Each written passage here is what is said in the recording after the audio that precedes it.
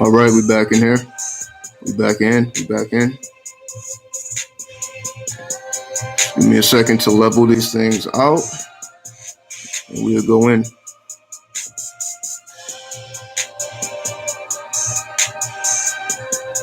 Let me turn this music down just a bit.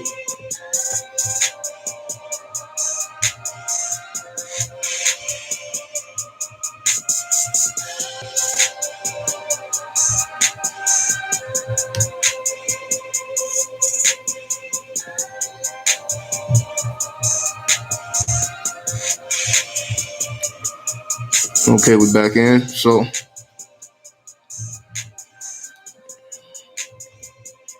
don't know. It's my third time trying to live stream. I tried on both of my phones, so I guess I can't do it on the phones. So now I'm on the laptop. So hopefully everything goes smooth this time. If not, I'll just have to make this a pre-recorded video.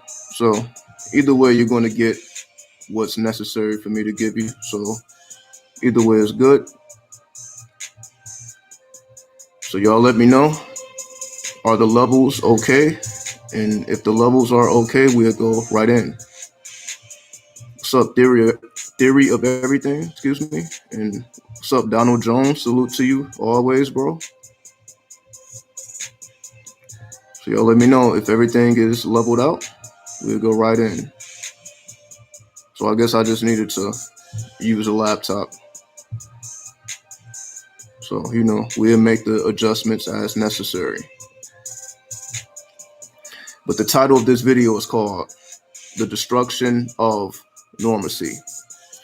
The reason this video is called The Destruction of Normacy is because when we look at our external reality outside of our homes and even within our homes, we see literally life is going through a level of reversal or a phase of reversal where everything is essentially going backwards. We are going in retrograde. We literally have a lot of planets that are in retrograde, and this retrograde will peak September 9th through 11th. I've already told you before, but now we are a month away from another peak because we have two peaks this year. We already had a peak before, back in, I believe it was June. So we will have another 6-planet retrograde in about a month from now. So what does this mean? And this is going to be the only year where this happens 2 times, because I've also been hearing that there is, theories going around. The Ethiopian calendar, is saying the world is going to end. It's always the world is ending for some reason, right? The world is going to end. First it was 2012, before it was 2000. Now it's going to be 2020. However, 2020 has been showing us a level of destruction which we have not seen before. So of course it has people going to biblical references and ancient references to verify, well, these are signs of the times. Well, I will persuade everyone to look a little less into the theory and more into the mathematics, and we begin to see how everything corresponds. What I mean by this is, if we take a look at the week, this is the 33rd week of the year. We are currently in the 33rd week, the master number 33, which is the number of the master teacher. 33 then breaks down to the 6, which corresponds to the planet Venus. So we essentially have a double Jupiter, because Jupiter corresponds to the number 3, a double Jupiter, which is the energy of wisdom.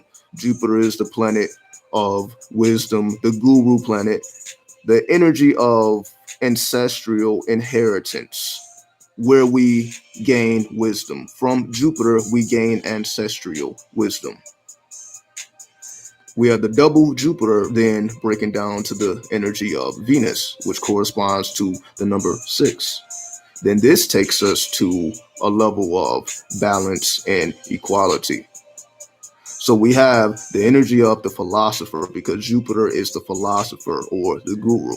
The guru then allowing you to receive wisdom. And what I mean by allowing, because wisdom is passive. Wisdom is not something you can aggressively seek. Wisdom is something that has to be received. So because you have to receive wisdom, it is a feminine attribute because it deals with magnetism. So you essentially have to magnetize wisdom to yourself versus projecting energy from within yourself out into the outer reality. Again, because we are dealing with energies of reversal. That's why life as we know it has been completely reversed. Now, there's many ways we can look at this, as every energy has a positive and negative correspondence. So if we take it to the week, because again, we can get to the year, we can get to the day. We just want to focus on the numbers, because the numbers will tell us all secrets that remain hidden on the surface. From the perspective of the numbers, not only does the 33 take us to the master teacher or the Christ consciousness, because we always know the 33 to be correlated to the Jesus figure, whether real or mythology, because he was slain or killed on his 33rd degree or his 33rd birthday. We have no idea what he was doing before that time. We just have like the last couple years of Jesus. I think the New Testament is literally like only the last year of Jesus. It's not a full documentation of how he became the Ascended Master. No one knows how he became the Ascended Master. We don't have that documentation, but we just see him as the Ascended Master in the wise words that was spoken. What we are essentially trying to establish is, how was that knowledge gained? There was a reason why those books were taken out of the Bible, because if you knew how to become an Ascended Master, then you can transcend the Jesus figure and become the Jesus figure, or any figure, the Buddha figure, the Krishna, the Shiva, the Asar, so on and so forth. We have these figures in every spectrum of religion or tradition, the occult. We have all of these correspondences relating to the same attributes of reversalism. Essentially, what I'm getting at is this.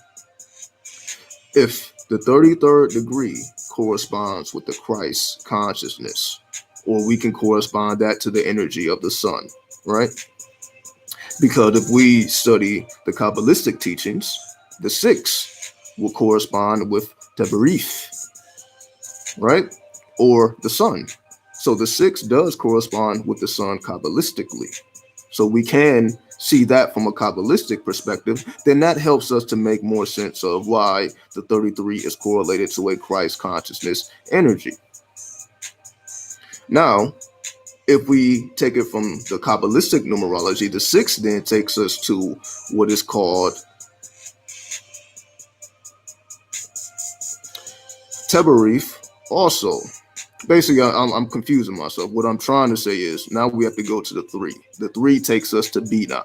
The 6 takes us to Teberif, which correlates to the sun.